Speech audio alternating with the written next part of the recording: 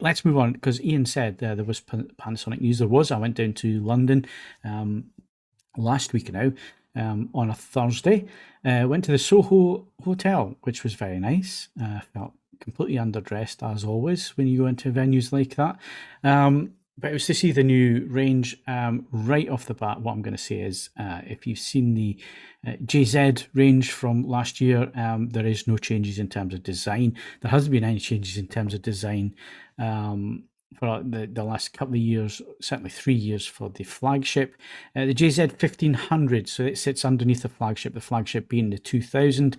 Again, this year it has no speakers on it, so it doesn't have the Dolby Atmos soundbar, it doesn't have the Dolby Atmos upward firing, but it does have the Master OLED Pro panel that the 2000 has. So if you have a home cinema system already, you don't need the Atmos sound system. The 1500 is a screen for you, and like last year when I tested them, they are identical in terms of picture quality, the 2000 and the 1500.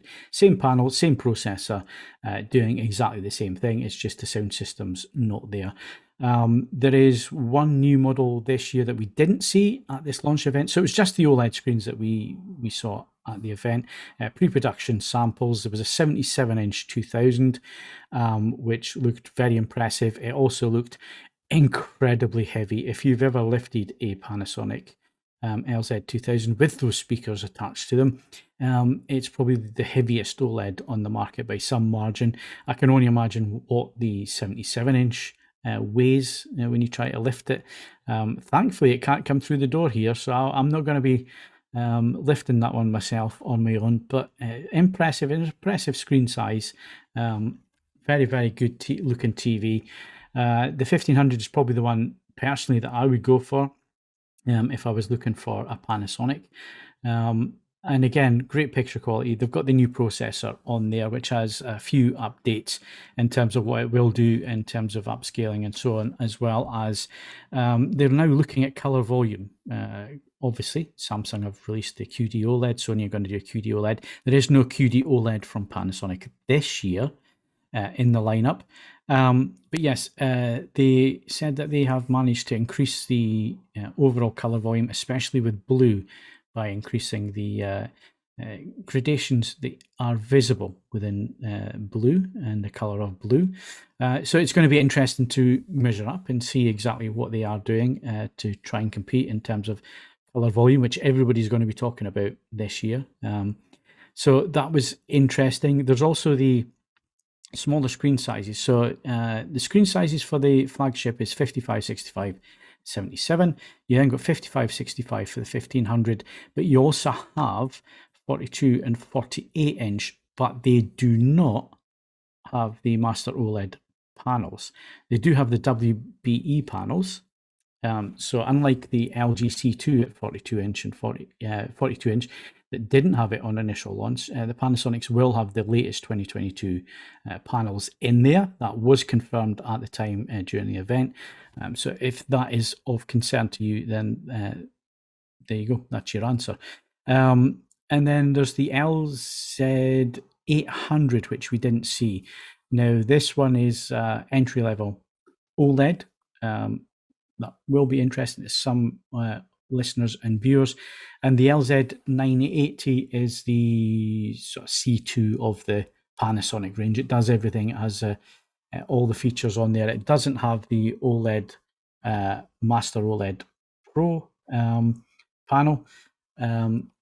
Only the I've completely had a brain fart there. Oh yeah, and the LG 1000. I knew there was one missing that I hadn't mentioned. Is a John Lewis special in the UK, so it is a retailer exclusive. But it does have a Master OLED panel, just not the Pro panel. So it does have some of the heat dissipation technology, but not the full 1500 and 2000 model versions of that. It's still my home screen for smart TV, although intriguingly, the lower end models, especially the LED models, will be Android versions. So that was interesting, an interesting move, why they went that way. So in terms of picture quality, Panasonic always knock it out of the park. They're going to have real competition this year from Samsung with their QD-OLED, which does things very differently.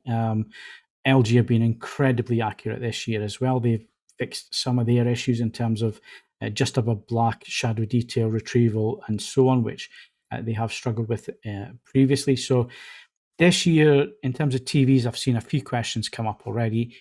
Which screen's better than, is this screen better than that screen, and so on. It's incredibly difficult to answer that for you and your specific use case.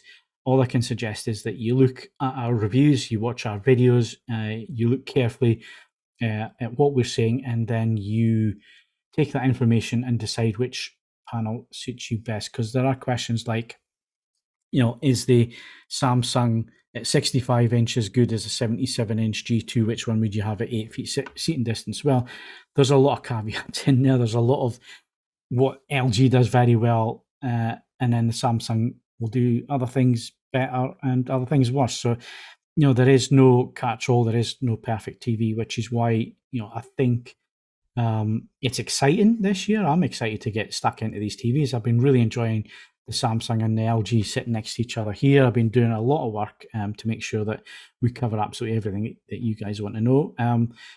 But yeah, there's lots more coming. Panasonic looks really interesting. They're always accurate. It's something that they take very, very seriously. They want to give you the best possible picture quality. They haven't gone QD-OLED this year, so it's going to be interesting to see what they have done in terms of color volume and what they have done in terms of the panel. And they did take a bit of time to actually stress it's not just the panel, it's the processor on top of that and everything that goes with that. So stay tuned is what I'd say, because we're going to have the models turning up as soon as they're available, and we're going to start with the 1500 hopefully, which I think is more suited to the AVForums audience. So that was the Panasonic launch. The video is on our YouTube channel of the launch event if you want to have a look at shots of the TVs and so on. I've got to say, I'm still not convinced with the round stand.